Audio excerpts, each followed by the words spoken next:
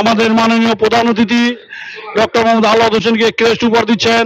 আমি আমার 5 বছর যে মেয়াদ, সেই মেয়াদের প্রতিটা ঘন্টা, প্রতিটা মিনিট আমি ব্যয় করতে চাই আমার ঢাকা জেলার মানুষের সেবায়। বলে জুটি দুজন নাসির এবং জাহাঙ্গীর জুটি, আমরা চ্যাম্পিয়ন হয়েছি ডাবলসে, আর সিঙ্গেলে চ্যাম্পিয়ন হয়েছে মোহাম্মদ নাসির।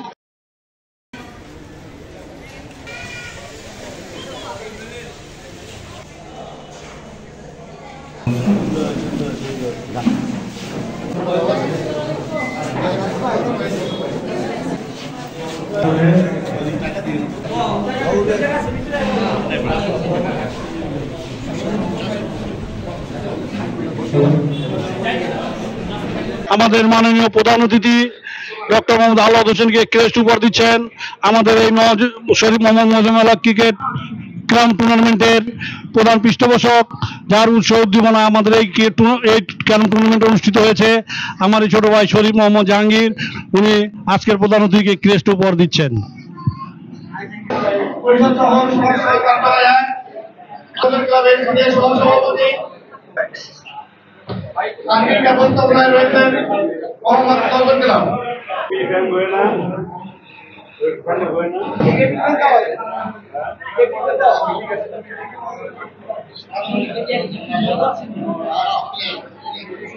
সংগ্রামী সভাপতি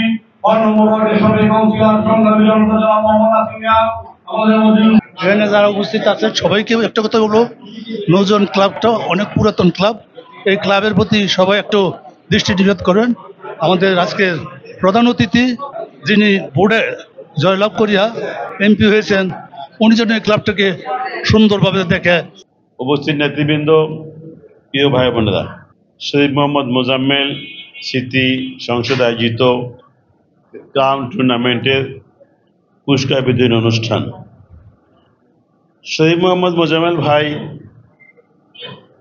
প্রকৃতপক্ষে একজন মাটিও মানুষের নেতা ছিলেন। নেতা বলতে যেটা বোঝায়, তিনি ছিলেন শরীফ মোহাম্মদ মোজাম্মেল। আমি ছাত্র জীবনে ওনাকে দেখেছি, ওনার মধ্যে নেতা সুলভ গুণাগুণ ছিল। আমি চেষ্টা করি শরীফ মোহাম্মদ মোজাম্মেল ভাই, আমাদের মরহুম সোলাইমান ভাই, এই সমস্ত নেতারা যেভাবে তৃণমূল নেতাকর্মীর সাথে যোগাযোগ রাখতেন, তৃণমূল নেতাকর্মীদের মূল্যায়ন করতেন, আমি চেষ্টা করি সেভাবে কাজ করতে। প্রিয় ভাইরা, আমি আমার 5 বছর যে মেয়াদ, সেই মেয়াদের প্রতিটা ঘন্টা, প্রতিটা মিনিট আমি ব্যয় করতে চাই মানুষের সেবায়, আমার ঢাকা জেলার মানুষের সেবায়, এই এলাকার উন্নয়নের কল্যাণের জন্য ব্যয় করতে চাই। এবং আপনারা দোয়া করবেন আমি যেন আপনাদের সেবা করতে পারি। এবং আপনাদের কাছে আরেকটা সহযোগিতা চাই। আমার নির্বাচনী যে অঙ্গীকার ছিল, আমি যে সমস্ত ওয়াদা করেছি, সকল ওয়াদা পালন করার জন্য, যেমন গ্যাসের সমস্যা, পানির সমস্যা, খেলার মাঠের সমস্যা, কলেজ বিশ্ববিদ্যালয়, কমিউনিটি সেন্টার, রাস্তাঘাটের উন্নয়ন, এগুলি আমি নিজেই করতে পারবো। কিন্তু আপনাদের কাছে সহযোগিতা চাই মাদক মুক্ত, সন্ত্রাস মুক্ত, চাঁদাবাজ মুক্ত এলাকা গড়ার জন্য আপনাদের সহযোগিতা চাই। আমি সংসদ সদস্য হিসাবে পরিষ্কার বলতে চাই, আইন শৃঙ্খলা রক্ষাকারী বাহিনী এখানে আছেন, আপনারা রিপোর্ট করেন যে চাঁদাবাজ যেই হোক, সে কোনো দলের না, সে কোনো ব্যক্তির না, সে কোনো নেতার না।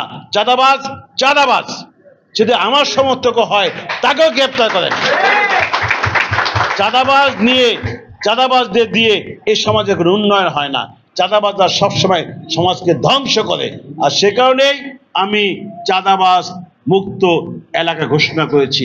আর সেজন্য আপনাদের সকলের সহযোগিতা কামনা করছি। আরেকটা হলো মাদক। আপনাদের এলাকায় জয়েন্ট কবরস্থান, সিয়া কবরস্থান, বিভিন্ন জায়গায় মাদকের বিরাট হাট বসে, মাদকের ছড়াছড়ি। আপনারা আমাকে ইনফরমেশন দিবেন কখন কোথায়। আমার পক্ষে তো টোটাল এলাকা একসাথে দেখা সম্ভব না। আপনারা সকলেই একজন এমপি, সকলে জনপ্রতিনিধি, আপনারা আপনার এলাকায় বসে যে তথ্য দিবেন, সে তথ্য দিয়ে আমি আইন শৃঙ্খলা রক্ষাকারী বাহিনীকে পাঠিয়ে আমরা সে মাদক নিয়ন্ত্রণ করার চেষ্টা করব। মনে রাখবেন, মাদক থাকলে আপনার সন্তান মানুষ হবে না। সেই জন্য মাদক মুক্ত সমাজ গড়ে তুলতে চাই এবং আপনার সন্তানকে অবসর সময় কাটানোর জন্য আমরা খেলার মাঠ করে দেওয়ার পরিকল্পনা করেছি। অলরেডি আমরা 52 নং ওয়ার্ডে একটা অস্থায়ীভাবে করে দিয়েছি, 58 নং ওয়ার্ডে করেছি, 59 নম্বর ওয়ার্ডে পরিকল্পনা নিয়েছি। আমাদের এই 54 নং ওয়ার্ডে এবং 47 নম্বর ওয়ার্ডের মাঝামাঝি অবস্থায় একটা স্টেডিয়াম করার পরিকল্পনা আমাদের হয়ে গেছে ইনশাআল্লাহ। সুতরাং আমরা আমাদের সন্তানদের খেলাধুলার জন্য আমরা খেলার ব্যবস্থা করছি। এরপরে হলো কমিউনিটি সেন্টার, সেই কমিউনিটি সেন্টারও আমরা পরিকল্পনা করেছি। ইনশাআল্লাহ আমাদের কমিউনিটি সেন্টার হয়ে যাবে। গ্যাসের যে সমস্যা ছিল সেই সমস্যা সমাধানের জন্য Titas gas company, Dhaka city corporation, Narayanganj city কর্পোরেশনের সকল এলাকায় নতুন করে পাইপ বসানোর পরিকল্পনা নিয়েছে। 8,000 কোটি টাকা বরাদ্দ হয়েছে, সেই টাকা দিয়ে কাজ করা হবে, কিন্তু সময় লাগবে 3 বছর যদি ঠিকঠাক মতো কাজ চলে। কিন্তু এই 3 বছর আমরা কিভাবে চলবো? আমাদের ঘরে এখনই গ্যাস নাই। আর সেজন্য আমরা যেটা চেষ্টা করতেছি যে যেখানে যেখানে মোটা পাইপ আছে, এই আমাদের এলাকায় পুরো ঢাকা শহরেই মাটির নিচ দিয়ে অনেক গ্যাস পাইপ আছে, কোনটা 2 ইঞ্চি, কোনটা 4 ইঞ্চি, কোনটা 8 ইঞ্চি, কোনটা 10 ইঞ্চি, কোনটা 40 ইঞ্চি। আমরা সেই ড্রয়িংটা আমরা সংগ্রহ করছি। অলরেডি 53 নং ওয়ার্ড, 52 নং ওয়ার্ডে আমরা অনেক জায়গায় বাইপাস করে, ওই মোটা পাইপ থেকে আমাদের চিকন পাইপ বাইপাস করে আমাদের গ্যাসের চাপ বাড়ানোর কার্যক্রম আমরা শুরু করেছি। এই পদ্ধতি আগে ছিল না। মাননীয় মন্ত্রী বলছে যে ইমার্জেন্সি সমস্যা সমাধানের জন্য আমরা এই বাইপাসে অনুমতি দিলাম, সেটা কাজ করতেছি। আপনাদের এলাকাও আমরা যেখানে যেখানে মোটা পাইপ পাবো সেখানে সেখানে চিকন পাইপের বাইপাস করে দেব গ্যাসের চাপ সমাধানের জন্য। তবে এখানে নিজেদের খরচে করতে হবে। সেক্ষেত্রে আপনারা 100-200 পরিবার একসাথে হয়ে একটা বাইপাস করে নিলে কাভার হয়ে যাবে, চাপ বেড়ে যাবে। সুতরাং আমি সেই ক্ষেত্রে আপনাদের সকলকে এগিয়ে আসতে বলবো। আর সবচেয়ে বড় কথা হলো যে আপনারা সকলে মিলে যদি একসাথে আমরা কাজ না করি তবে কিন্তু আমরা আমাদের এলাকাকে এগিয়ে নিয়ে যেতে পারবো না। আজকে আমি নির্বাচিত হয়েছি দলমত নির্বিশেষে, সকলের এমপি, আমি সকলের সেবা করতে চাই, সকলকে সহযোগিতা করতে চাই, সকলের সহযোগিতা করে আমি আপনাদের সন্তুষ্টি অর্জন করে মহান আল্লাহর ভালোবাসা পেতে চাই। আর সেই জন্য আপনাদের কাছে দোয়া চাই যে আপনারা আমার জন্য দোয়া করবেন, মহান আল্লাহ যেন আমাকে আপনাদের সেবা করার যে সুযোগ দিয়েছেন সেজন্য যেন শক্তিও প্রদান করেন।